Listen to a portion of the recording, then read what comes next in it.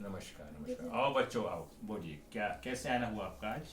पंडित जी, आप हमें बता सकते हैं कि ये जो मतलब बहुत प्रॉब्लम चल रही है, जैसे हमारी शादी कब होगी? इसमें बहुत लोग कहते हैं कि हमें मतलब ये समस्या है कि ये नहीं पता चलता कि हमारी शादी कब होगी।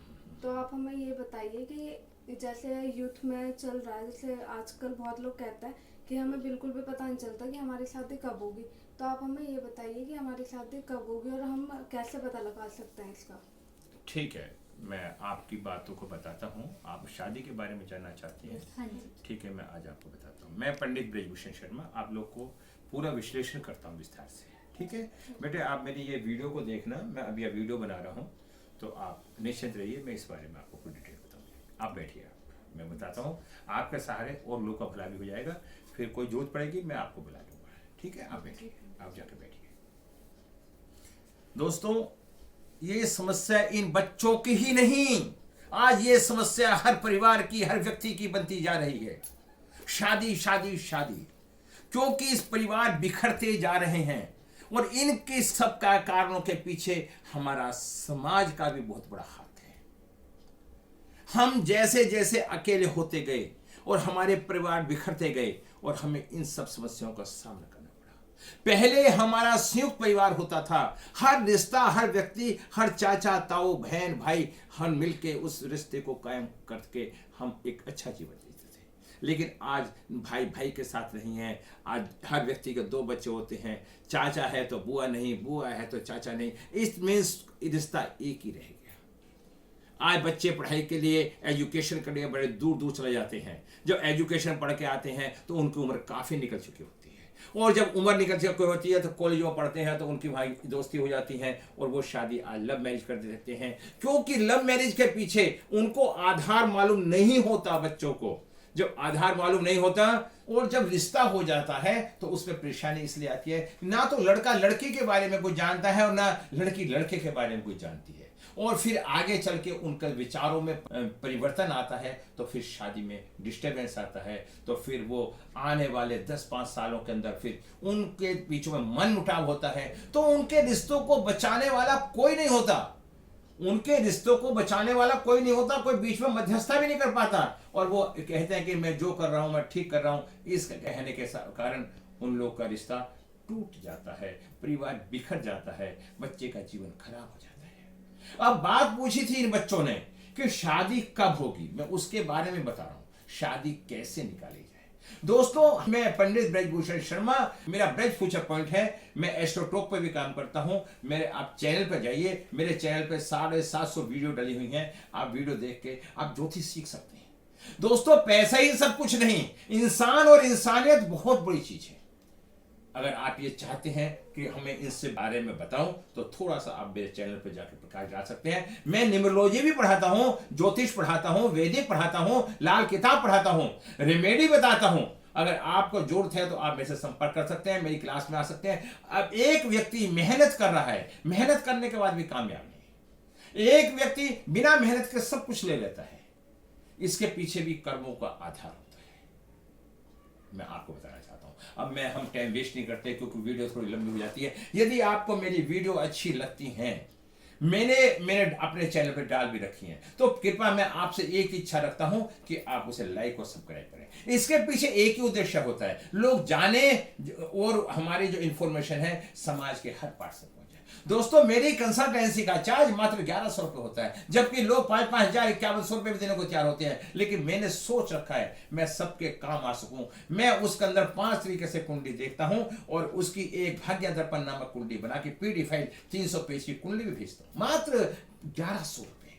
मैं मोबाइल नंबर भी ठीक करता हूं, मैं व्यक्ति की नाम की डेस्टिनी को भी ठीक करता हूं।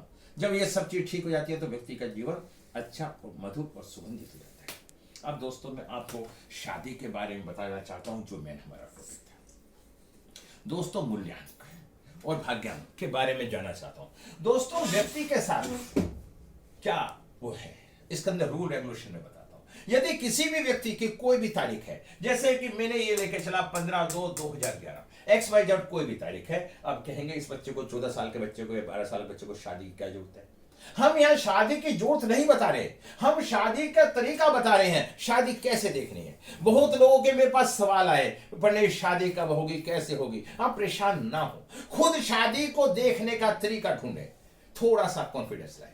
आप न्यूमरोलॉजी सीखें। न्यूमरोलॉजी 9 ग्रह हैं, वैदिक में 9 ही ग्रह हैं न्यूमरोलॉजी में। नंबर 1 सूर्य, नंबर 2 चंद्रमा, नंबर 3 गुरु, नंबर 4 राहु, नंबर 5 बुध और नंबर 6 शुक्र, नंबर 7 केतु, नंबर 8 शनि और नंबर 9 मंगल। अब 9 ग्रह हैं, 9 प्राइमरी नंबर हैं, 9 भाग्यांक हैं। अब इन 9 भाग्यांकों का हम इनके साथ पर्सनल ईयर के साथ हम रिलेशन देखते हैं, उनका रिलेशन आपस में क्या निकलता है। उन रिलेशनों के आधार पे हम शादी की ईयर को हम डिसाइड कर लेते हैं। वीडियो मेरी थोड़ी लंबी हो जाती है, मैं शॉर्ट में बताने की कोशिश। अगर किसी व्यक्ति की डेट 15/2/2011 है और 15/2/2023, अब 15/2/2011, ये 15 क्या हुआ, 5 और 1 6, ये हमारा होता है मूल्यांक, प्राइम नंबर। हम प्राइमर नंबर देखते हैं। अब हम इसका भाग्यांक कैसे निकालते हैं, एक मूल्यांक हुआ, एक भाग्यांक हुआ। भाग्यांक के लिए हमें इसे सबका टोटल करना है 1 5 1 + 5 + 2 + 2 + 2 0 + 2 + 3, इसका टोटल आया 15। और 15 का जब हमने टोटल आया तो पर्सनल ईयर आया 6। आप सब लोग, मैं ये आपको सिखाने के लिए बता रहा हूं, आप इसे सीखें, पर्सनली सीखें और जानें। जब पर्सनल ईयर आपका 6 आ गया तो अब आप देखेंगे 6, ठीक है।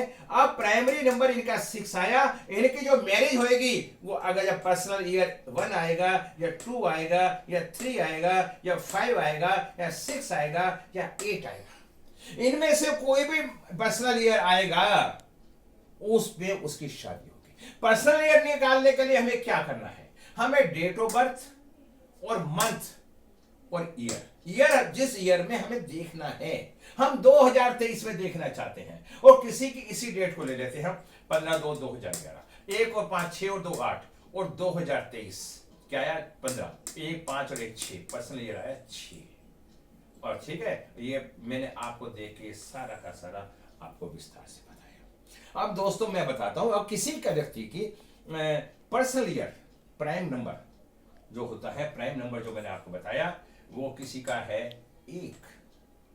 उसमें आप मूल्यांकन करना, किसी आप डेटों को चेक कर लेना, चेक के अनुसार आपका जो प्राइम नंबर आएगा, भाग्यांक आएगा, अगर 1 है, उनमें 1 10 19 28 में से कोई भी हमारी तारीख आती है तो हमारा पर्सनल ईयर आता है 1। इन व्यक्तियों की शादी किन किन व्यक्तियों के साथ किस किस साल में हो सकती है, जब व्यक्ति का मूल्यांक भाग्यांक पर्सनल ईयर 1 4 5 7 9 आता है तो 1 वालों की शादी उस साल में हो जाती है। दोस्तों एक बीच में और बात करूंगा तो वैदिक ज्योतिष के अनुसार 21 अप्रैल से बृहस्पति अपने घर में आ रहा है, मित्र की राशि में आ रहा है, और अगर हम कालपुरुष की कुंडली के अनुसार देखते हैं तो लगन में आ रहा है, 1 नंबर में आ रहा है। आप विश्वास करना, अगले महीने 2023 में उन लोगों की शादी हो जाएगी जिन जिन लोगों की शादी 40 50 साल की उम्र के होने के बाद नहीं हुई। मेरे पास बहुत कुंडलियां हैं जिनकी 50 साल की उम्र में भी शादी नहीं हुई। दोस्तों इसका विश्लेषण कीजिए, रिसर्च कीजिए, कुछ पाने के लिए कुछ खोइए। अगर आप कुछ नहीं खोएंगे तो आप नहीं पा पाएंगे। अगर किसी का भाग्यांक 2 आता है तो इनकी शादी 1 2 5 6 8, 1 नंबर सूर्य का, 2 नंबर चंद्रमा का, 5 नंबर बुध का, 6 नंबर शुक्र का, 8 नंबर शनि का, इन सालों में इनकी शादी हो जाएगी। और 2 नंबर की इनके साथ मित्रता है, इनको भी आप चेक कर सकते हैं। अब बात आती है 3 नंबर, 3 नंबर गुरु का, 3 6 7 9। 3 क्या है, गुरु क्या है, भाग्यांक 3। अगर उसका पर्सनल ईयर 3 6 7 9 में से कोई आ गया तो उस व्यक्ति की शादी हो जाएगी। 4 नंबर हमारा भाग्यांक है और इनकी शादी 3 6 7 9, अगर ये आते हैं इनमें शादी हो जाएगी। ठीक है, अब आता है 4 नंबर। 4 नंबर वाले राहु भाग्यांक है 1 2 4 7 8, इनकी शादी इन नंबरों के साथ हो जाएगी। 5 नंबर भाग्यांक, इनकी शादी जो है पर्सनल ईयर जाएगा 2 3 5 7 9 अब 6 नंबर भाग्यांक 1 2 3 5 6 8 इन नंबरों से अगर ये ईयर आते हैं तो इन ईयर में शादी होने की संभावना रहेगी। अब 7 नंबर 1 2 4 8 अगर किसी का 1 2 4 8 में से कोई आता है तो 7 वालों की शादी हो जाएगी।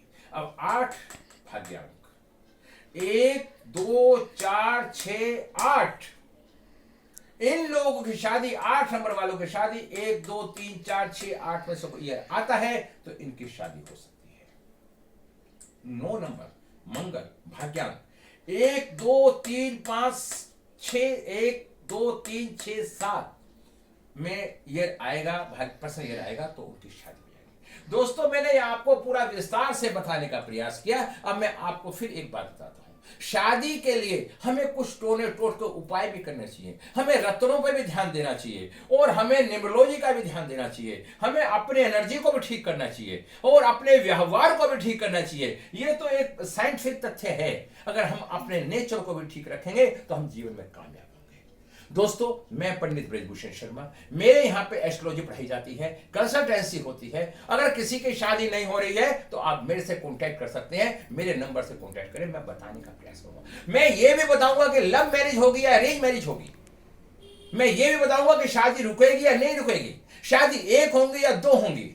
मैं हर बात को बताने की इच्छा रखता हूं यदि आप मेरे से कांटेक्ट करेंगे। मैं एस्ट्रो टॉक पे भी काम करता हूं और मैं ब्रज फ्यूचर पॉइंट है, मेरी अपने वर्कशॉप भी होती हैं। तो यदि आप लोगों को अच्छा लगता है तो ये शादी निकालने की आसान और सरल विधि है। मैं फिर आप लोगों से आशा करता हूं मेरे चैनल को आप देखें और मैं सबको नमन करता हूं। मेरा सब परिवार है, जितने लोग मेरे चैनल से जुड़ते चले जाएंगे और उन आप लोगों का भला होगा। आप आइए और आपका वेलकम, मोस्ट वेलकम।